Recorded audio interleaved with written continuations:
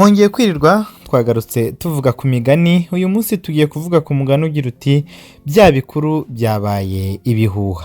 Hari n'abagira bati inkuru yabaye igihuha, ariko se byaturutse he?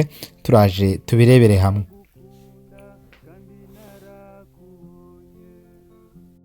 Bya bikuru byabaye ibihuha. Uyu mugani abanyarwanda bawuca iyo babonye cyangwa bumvise ikintu bakekaga ko kiri bube hanyuma kikaburizwamo, nibwo bavuga bati bya bikuru byabaye ibihuha. Umugani wakomotse kuri Simugomwa w'umunyiginya w'umwaka, yari atuye i Musange na Ngiryi, aho ni Nyabitare bya Muhanga, akaba muri komine Buringa, uyu munsi ni mu karere ka Muhanga. Icyo gihe rero hari ku ngoma ya Kigeli Rwabugiri, ahayinga mu mwaka w'1900.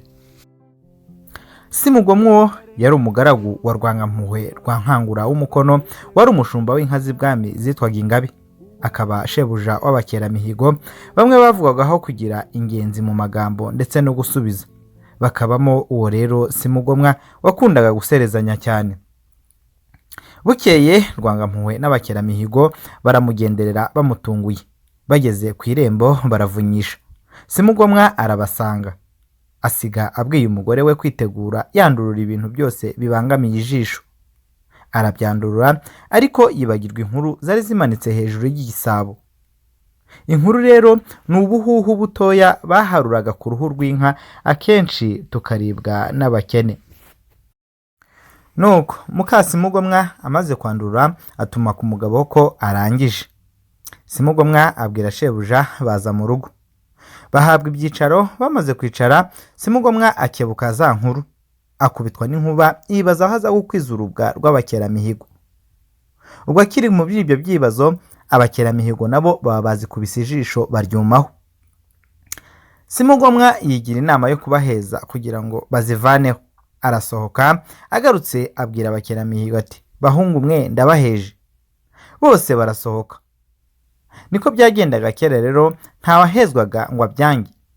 Bamaze gusohoka, atunganya umugore ko atazanduruye.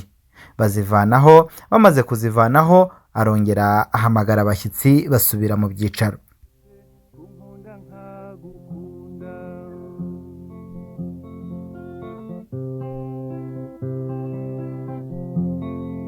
twaremanywe urukundo, tugomba twese gukunda.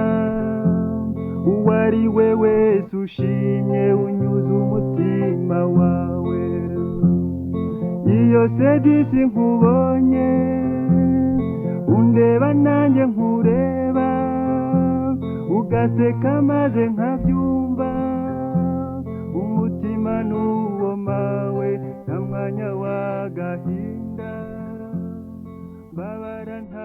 Baraza baricara, abaha inzoga baranywa, ariko bagumya kureba hamwe inkuru zari ziri. Nawe ubwo yigiraga inama mu mutima y'uko aza kubivuga, akaza kugaragaza uko yaje kuzikuraho, ariko mu bisetso, dore ko yakundaga guserezanya cyane. Araterura ati erega abahungu bya bikuru byabaye ibihuha. Ubwo yashakaga kubabwira ko nibaramuka bavuze ko iwe batunzwe n'inkuru, bazaba bavuze inkuru y'impuha itagira imvano. Abakeramihigo babyumvise baraturika baraseka. Nuko iryo jambo ryamamarara mu bakeramihigo, risingira mu mpugu zose zigera n'ibwami.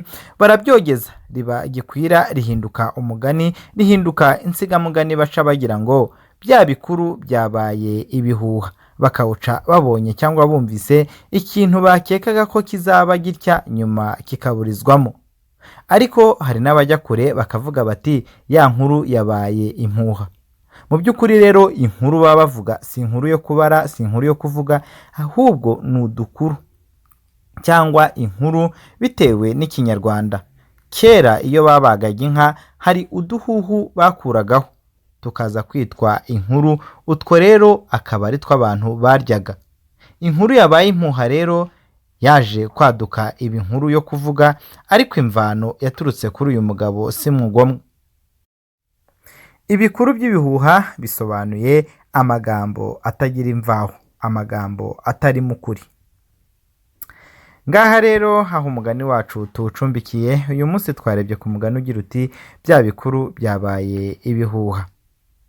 Tubibutse ko imigani yacu tuyibasomera mu gitabo cya Minisiteri y'Uburezi, igitabo cyanditswe ahasaga mu mwaka w'1980. Niba wifuza umugani watwandikira tukagushakira. Niba uri mushya kandi turagusaba gukanda kuri subscribe kugira ngo ujye umenya imigani yacu uyimenyere igihe. Mugire amahoro y'Imana y'u Rwanda, tuzasubire ubutaha.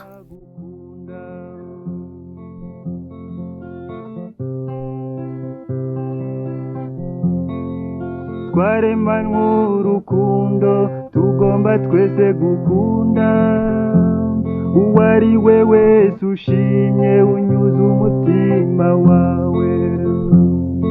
Iyo sedisi nkubonye undeba nanjye nkureba, ugaseka maze nkabyumva, umutima n'uwo mawe nta mwanya w'agahinda. Babara nta kuruzi unyuze umutima wanjye, babara nta kuruzi unyuze umutima wanjye.